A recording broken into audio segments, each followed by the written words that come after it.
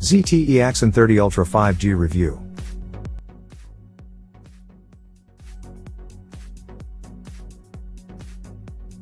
But before we start, please support us by pressing the like and subscribe buttons, so that we can continue to provide the latest information about gadgets and technology. Also turn on the bell button to get the latest updates. Your support means a lot to us. Thank you. 200 million pixels. That's what the cameras on the back of the ZTE Axon 30 Ultra 5G add up to. And since more is better, the Axon must be the ultimate camera phone, right? Well, that's what we're here to find out. All those megapixels are split between 4 cameras, and there's no shortage of unusual decisions on ZTE's part. The main unit is 64MP and is paired with a 26mm lens, nothing extraordinary there. Things get interesting with the next 64MP sensor that gets 35mm optics. ZTE calls this the portrait lens. There's still a long way to 200, and a third 64MP sensor helps out. This one with ultra-wide glass, and we don't think there's another 64MP UW camera. Then there's the 8MP periscope telephoto to complete the picture. There you have it, 200. With such imaging chops, it only makes sense that the Axon 30 Ultra packs some high-end hardware in other areas, and that is indeed the case. The Snapdragon 888 is as good as it gets for computing power. The 144Hz AMOLED display is 24Hz ahead of the mainstream, and you can get the Axon with up to a terabyte of storage. Here's a quick rundown of the numbers. ZTE Axon 30 Ultra 5G specs at a glance. Body, 161.5 by 73.0 by 8. 0 mm, 188 grams, glass front, Gorilla Glass 5, glass back, Gorilla Glass 5. Display, 6.67 inches AMOLED, 1B colors, 144 Hz, HDR10+, 1080 by 2400 px resolution, 20:9 aspect ratio, 395p. Chipset, Qualcomm SM8350 Snapdragon 888 5G, 5 nanometers, octa-core, 1x2. 84 GHz Creo 680 and 3x2. 42 GHz Creo 680 and 4x1. 80 GHz Creo 680, Adreno 660. Memory, 128 GB 8 GB RAM, 256 GB 8 GB RAM, 256 GB 12 GB RAM, 1 TB 16 GB RAM, UFS 3.1, no microSD. OS/software, Android 11, MyOS 11. Rear camera, wide, main, 64MP, f/1.6, 26mm, 11.72, 0.8 micrometers, FAF, laser AF, WA, standard, 64MP, f/1.9, 35mm, 11.97, 0.7 micrometers, FAF, ultra wide angle, 64MP, f/2.2, 13mm, 120, 11.97, 0.7 micrometers, telephoto, 8MP, f/3.4, 123mm, 1/4.0, PAF, WA, 5x optical zoom.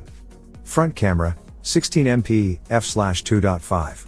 Video capture, rear camera, 8K at 30 fps, 4K at 30/60 fps, 1080p at 30 fps, gyro ICE, HDR10, 10-bit video, front camera, 4K at 30 fps, 1080p at 30 fps. Battery, 4600 mAh, fast charging 65 watts, quick charge 4+, USB power delivery 3.0 with PPS. Miscellaneous, fingerprint reader, under display, optical, NFC. The one notable omission in that spec sheet is an IP rating. Flagships typically have dust and water protection, but the Axon doesn't, sadly. With all those cameras and a starting price of $750/750 euros, something had to give, and certified weather sealing didn't make the cut. Then again, ZTE doesn't normally do IP ratings on phones anyway. ZTE Axon 30 Ultra 5G unboxing. There's nothing missing in the retail bundle, on the other hand. ZTE has bundled the Axon 30 Ultra with a transparent hard plastic snap-on cover for protection, a USB-C to 3.5mm dongle, and a pair of earbuds. There's also a charger, of course, and it's one of the more exciting bits about the Axon. It says a lot about us, doesn't it? The things that get us excited. You see, it's a 65 watts USB power delivery 3.0 unit with PPS support, and it's very likely the smallest adapter we've seen that has these specs. The US one is even more compact. The thick 6-amp USB-C cable is also a nice touch and will be able to comfortably power deliver all those 65 watts to a laptop if you so choose. Let's stay focused on the phone, though, shall we? The Axon 30 Ultra 5G is a premium handset. That much is evident upon a passing glance, and the impression gets confirmed when you hold it in your hand.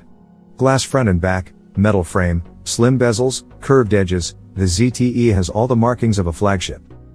Starting around the back, the Axon's Gorilla Glass 5 panel has a frosted anti-glare finish that comes with the usual trade-offs. It's not as prone to accumulating fingerprints, and it's even more slippery than a glossy panel.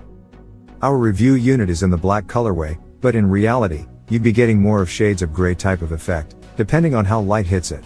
There's a smallish ZTE logo in the bottom right corner, joined by a 5G badge, so others know you've got next-gen connectivity. 3 other color variants should be available, at least in China. The blue one looks more like mint in pictures and follows the black in terms of design accents, or lack thereof. The white has a pearlescent effect going on, but also bold Axon branding along the left side. That same Axon is stamped on the faux leather panel of the light brown variant too. The camera assembly is a pretty prominent one, it needs to be, with all those megapixels inside. There are 4 camera modules in there, a laser AF emitter/receiver pair, dual LED flash and even a mic. A 3x64MP badge advertises the main attraction, and the lens specs are written below it. A metal lip to one side carries a NeoVision photography branding. Our black review unit has a matching gray finish of the camera cluster, as does the white variant. The blue and light brown colorways opt for a black camera surround, making it more prominent. The whole camera island sticks out by over 2 mm, and you'd think it would make the phone wobble on a table. It sort of does, but only if you deliberately poke it on the left above the 1/3 position. Point is, you can type on the keyboard without the handset rocking, if you're one to do that sort of thing. The Axon's frame is metal, as our highly scientific test in a refrigerator indicates, and it's treated to a shiny finish, most visible on the flat top and bottom ends.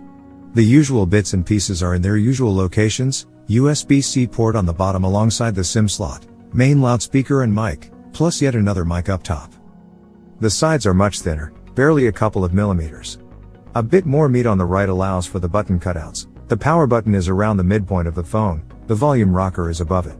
Both controls are adequately sized and click very positively. The power button has a textured finish giving you tactile feedback. There's nothing of note on the left side. The display used for the Axon 30 Ultra is another one of its premium touches.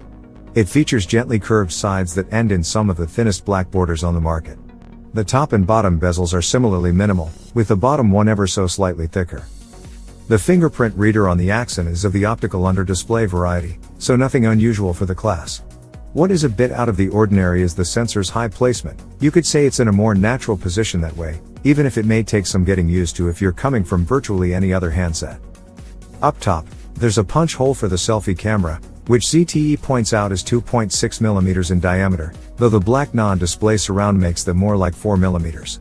In any case, it's hardly an eyesore, not more than other punch holes, at least. The earpiece is a barely visible slit where the display's Gorilla Glass 5 meets the frame. It also doubles as a speaker.